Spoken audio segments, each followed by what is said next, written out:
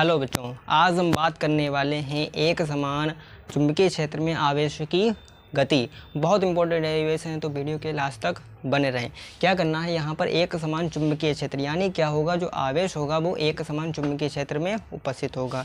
मान लेते हैं कि एक समान चुंबकीय क्षेत्र हमारे पास उपस्थित है। इस क्रॉस का मतलब होता है एक समान चुंबकीय क्षेत्र। ठीक है, इस जब भी क्रॉस दिख जाए तो इसका मतलब है एक समान चुंबकीय क्षेत्र होगा और यहाँ पर चुंबकीय क्षेत्र की दिशा अंदर की ओर होगी। ठीक है, अब क्या है कि यहाँ पर मान लेते हैं कोई आवेश होगा, उसकी गति की बात हो रही है, तो यहाँ पर हमें कोई आवेश गति करवाना पड़ेगा। तो मान लेते हैं कि हमारे पास कोई आवेश है, वो b वेग से गतिमान है। चुंबकीय क्षेत्र b में कोई आवेश है, मान लेते हैं यहाँ पर कोई आवेश है और उसका वेग इधर की ओर v वेग से गतिमान है। ठीक है, अब क्या है, यहाँ पर चुंबकीय क्षेत्र में ये v वेग से गतिमान है, तो यहाँ पर कोई बल भी लग रहा होगा, क्योंकि जब भी कोई आवेश जो होता है किसी चुंबकीय क्षेत्र में प्रवेश करता है तो उस पर बल लगता है। उस बल को हम चुंबकीय बल कहते हैं। तो यानी यहाँ पर कोई बल लग रहा होगा। ठीक है, तो यहाँ पर जो बल लग रहा होगा F, ठीक है, चुंबकीय बल, उस बल का हमें क्या करना पड़ेगा, दिशा निकालनी पड़ेगी।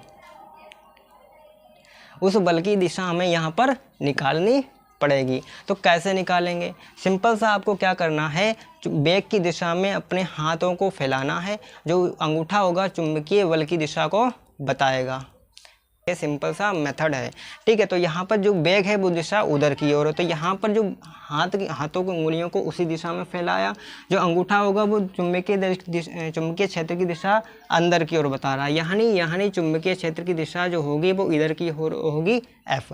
अब क्या है, यहाँ पर जो आवेश है वो b वेग से गतिमान है, यानी इधर की ओर जा रहा होगा। लेकिन यहाँ पर जो बल है वो F लग रहा है अंदर की ओर, या तो यानी कहने का मतलब जो सीधे ना जाकर ये क्या होगा, इधर की ओर घूम जाएगा। तो इसी क्षण मान लेते हैं ये आवेश जो है किसी क्षण यहाँ पर पहुँच गया होगा।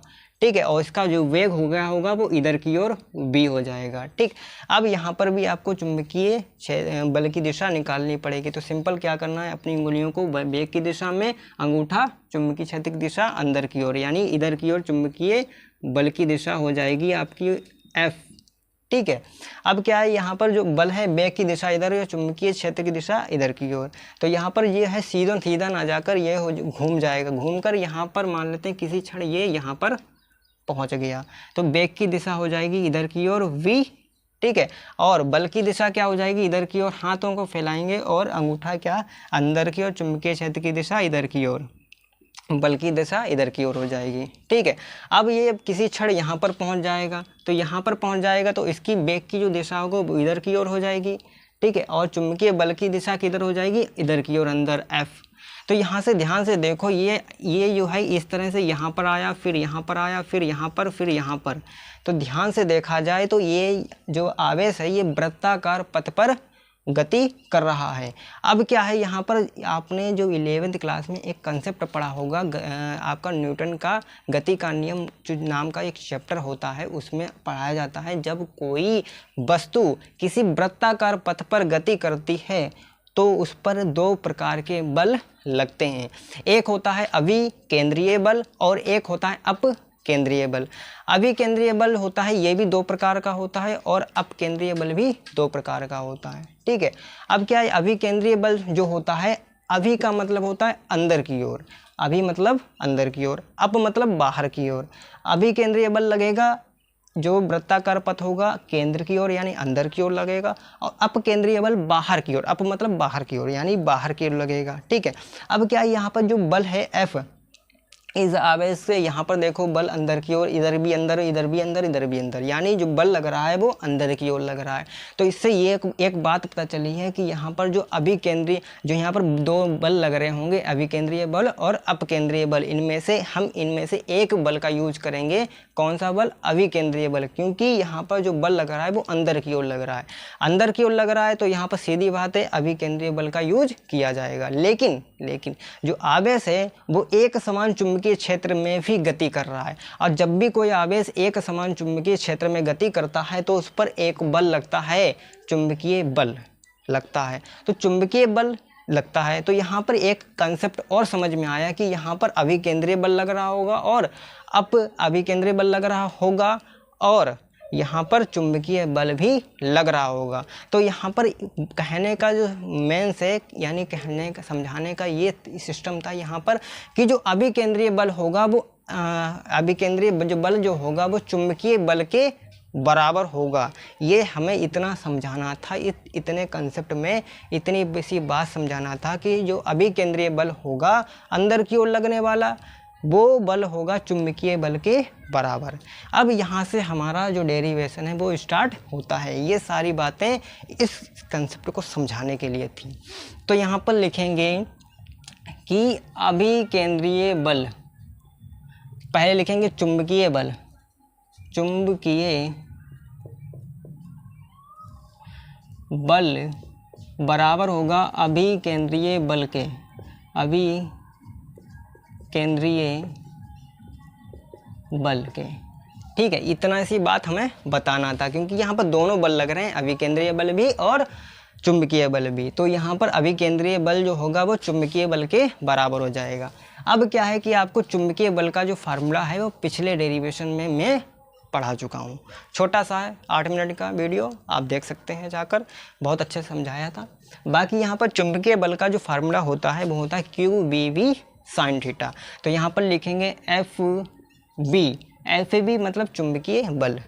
ठीक है, और अभिकेंद्रीय बल जो होता है mv² होता है। ठीक है, तो यहाँ पर क्या है कि mv²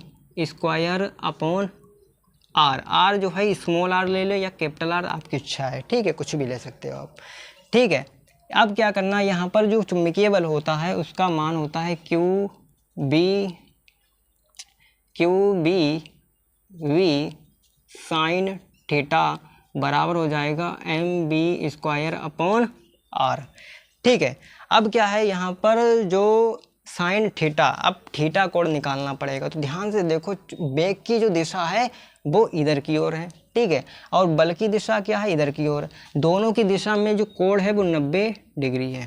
ठीक है, यहाँ पर देखो तो यहाँ पर भी कोण क्या है, 90 डिग्री। तो यहाँ पर भी कोण है 90 डिग्री और यहाँ पर भी कोण क्या है, 90 डिग्री। यानी सभी के बल और वेग के बीच में जो कोण है वो 90 डिग्री। तो यहाँ पर लिखना है साइन 90। ठीक है, तो यहाँ पर लिखेंगे QBV साइन 90 बराबर हो जाएगा mv² r।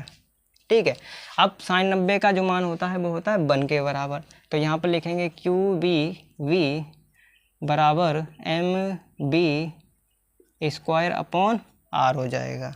ठीक है, अब क्या है कि b से b कैंसिल हो गया तो ये बचेगा QV बराबर हो जाएगा mv/r।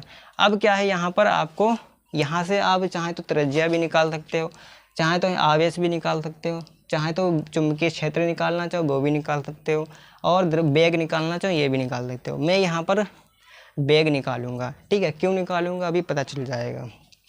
तो यहाँ पर हमें वेग निकालना है, तो यहाँ से लिखेंगे v बराबर, ये जाएगा इसकी मल्टीप्लाई में हो जाएगा QVR और ये नीचे आ जाएगा m। अब जब भी हम वापस से लाना चाहें तो इनकी आपस में मल्टीप्लाई हो जाएगी, ये b और m है ये एक साथ आ जाएगा। तो यहाँ से ये वेग निकल आया। ये छोटी सी बातें हैं जो सिखाई जाती हैं। ठीक है, अब क्या है, यहाँ पर वेग पता चल गया हमें। अब क्या है, यहाँ पर हमें समय निकालना पड़ेगा और समय जो होगा वो आवर्तकाल के बराबर होगा। अब कैसे होगा, देखिए क्या है, आवेश जो है ये वृत्ताकार पथ पर गति करता है। आपने घड़ी देखी होगी, वो क्लॉकवाइज घूमती है। यानी यहाँ पर जो समय लगता है वो t नहीं लगता है, वो समय लगता है आवर्तकाल के बराबर, क्योंकि जो आवर्तकाल होता है वो एक चक्कर में तय की गई दूरी होती है। यानी एक चक्कर में चक्करों की संख्या होती है, 1 सेकेंड में चक्करों की जो संख्या होती है वो आवर्तकाल के बराबर होती है। ठीक है, तो यहाँ पर जो है राउंड यानी वृत्ताकार पथ में आवेश घूम रहा है, तो यहाँ पर जो समय लगेगा वो आवर्तकाल के बराबर लगेगा। तो यहाँ पर जो हम निकालेंगे वो समय आवर्तकाल के बराबर लिखेंगे। अब एक जो फार्मूला होता है, एक फार्मूला होता है दूरी, वेग बराबर दूरी बटा समय का, वो यहाँ पर लगाएंगे, क्योंकि यहाँ पर हमें वेग मालूम है और दूरी, वेग मालूम है, दूरी मालूम है, सब कुछ मालूम है। ठीक है, तो यहाँ पर हम क्या करेंगे, फार्मूला लगाएंगे, वेग बराबर दूरी बटा समय, और समय होगा वो टी होगा। आवर्तकाल के आवर्तकाल को टी से दर्शाते हैं, ठीक है। तो यहाँ पर क्या करेंगे, टी को इधर भेजेंगे क्योंकि ये निकालना है, और बराबर हो जाएगा दूरी। दूरी क्या है, यहाँ पर वृत्ताकार पथ पर गति कर रही है। अब वृत्त की जो परिधि होती है 2 पाई r होती है। तो यहाँ पर क्या करना है, वृत्त की परिधि लिखेंगे 2 पाई स्मॉल r अपॉन क्या है, वेग हो जाएगा, वेग हमने निकाला है ये, ठीक है।